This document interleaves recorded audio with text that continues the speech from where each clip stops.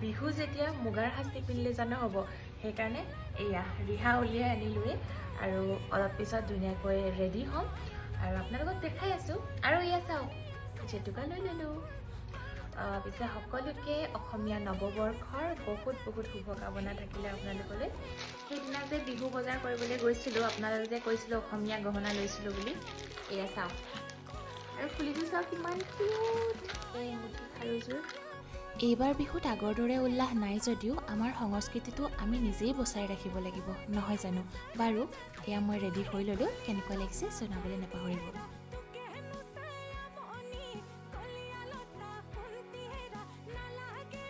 বিহু বুলি মুগাৰ সাজ পিন্ধি ফটোজ ভিডিঅ'জ অলপ উঠিলোঁ আৰু গধূলিলৈ আমাৰ গাঁৱৰে ভাইটি ভণ্টিসকলে হুঁচৰি গাবলৈ বুলি আহিল ইহঁতে অহাৰ পিছত খুবেই মনটো ভাল লগাই থৈ গ'ল দেই